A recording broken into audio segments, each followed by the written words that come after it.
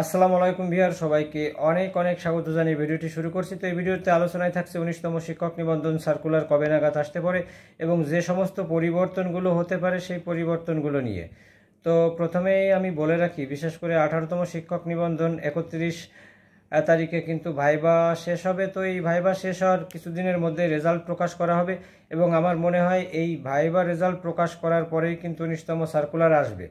তো সর্বশেষ NTRCA office থেকে বেশ কয়েকজন কর্মকর্তা মোটামুটি আশার বাণী শুনিয়েছেন এবং ওনারা বলেছেন যে যে সমস্ত পরিবর্তন আসবে, অর্থাৎ এই শিক্ষক নিবন্ধন ও প্রত্যয়ন কর্তৃপক্ষর নীতিমালায় বেশ কিছু পরিবর্তন আসবে এবং সেই পরিবর্তনগুলো শিক্ষা মন্ত্রণালয়, জনপ্রশাসন মন্ত্রণালয় অনুমোদন দিলেই সেগুলো আবার এনটিআরসি অফিসে আসবে এবং তখনই আসলে বিজ্ঞপ্তি প্রকাশ করা হবে। তো মোটামুটি এনটিআরসি এর কয়েকজন কর্মকর্তা যে সমস্ত পরিবর্তনের কথা তুলে ধরেছেন, তার প্রথম যে পরিবর্তনটা হবে, বিশেষ করে এ যাবৎকাল যে একটা কালো আইন ছিল, অর্থাৎ দুইবার বয়স গণনা করা হতো।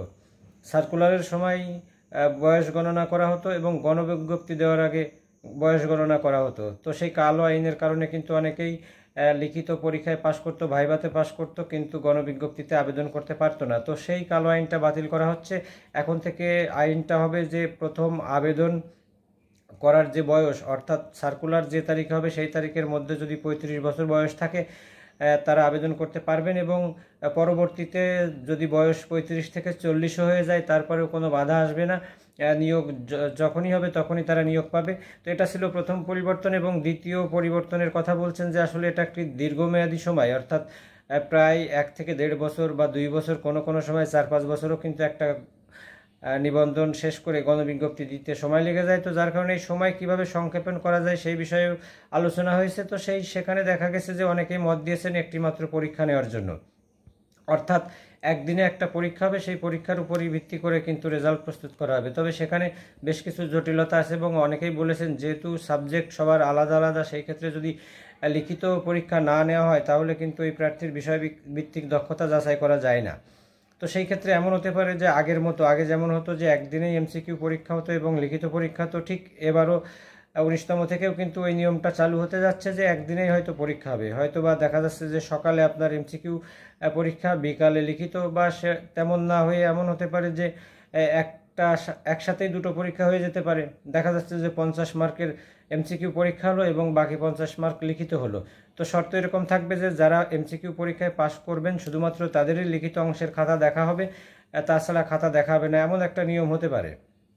এবং দ্বিতীয় নিয়ম যেটা হতে যাচ্ছে, বিশেষ করে একটা ইলেকট্রনিক সার্টিফিকেট দেওয়া যায় কিনা, অর্থাৎ এই যে অ্যানালগ পদ্ধতিতে সার্টিফিকেট দেওয়া হয় এনটিআরসি অফিস থেকে বিভিন্ন জেলায় প্রেরণ করা হয় এবং সে জেলায় থেকে প্রার্থীরা সেটা কালেক্ট করতে অনেক বেশি সময় ক্ষেপণ হয়ে যায়। তো এই সময়টা কিভাবে সংক্ষেপ করা যায়, তার জন্যই তারা চাচ্ছে যে একটা ইলেকট্রনিক সার্টিফিকেট দেওয়া, যে প্রার্থী তাদের নির্দিষ্ট ইউজার আইডি এবং পাসওয়ার্ড দিয়েই কিন্তু এই সার্টিফিকেটটা পেয়ে যেতে পারে। তো 18তমদের ক্ষেত্রেও থেকেই হয়তো বা এটা চালু হচ্ছে যে ইলেকট্রনিক সার্টিফিকেটটা দেওয়া হবে।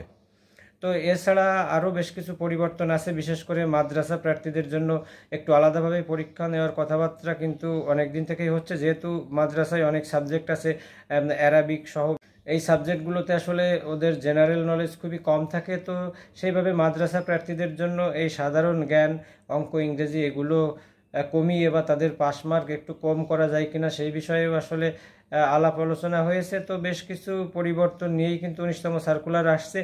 তো এখানে আরও বেশ কিছু পরিবর্তনের কথা বলা হয়েছে। বিশেষ করে ওনারা বলেছেন যে শূন্যপদ যা থাকবে লিখিত পরীক্ষায় তার ডাবল পাস করানো হবে, অর্থাৎ শূন্যপদ 25,000 থাকলে লিখিতই পাস করবে 50,000। কিন্তু ওখানে যে আবার আর একটা কথা বলেছেন যে চূড়ান্ত রেজাল্ট দেওয়ার সময়, অর্থাৎ ভাইবা রেজাল্ট দেওয়ার সময় সেখানে যে শূন্যপদ থাকবে তার থেকে 20% বেশি প্রার্থীদের রাখা হবে। তো 20% বেশি প্রার্থী রাখা মানে ওখান থেকে কিন্তু 30% প্রার্থীদের বাদ দেওয়া। তো যাই হোক, আসলে অবশ্যই কিছু চমক থাকবে। তো আমি এখন বলতে চাচ্ছি যে আসলে এই সার্কুলারটা কবে নাগাদ আসতে পারে। তো ওনারা কিন্তু বলেছেন যে 2 মাসের মধ্যে সার্কুলার আসবে। তো 2 মাসের মধ্যে সার্কুলার বলতে আসলে আমি মনে করছি যে জুলাই 31 তারিখের আগেই হয়তো বা সার্কুলারটা হয়ে যাবে। তো সবার জন্য শুভকামনা থাকছে। এই পর্যন্তই তথ্য ছিল। ধন্যবাদ।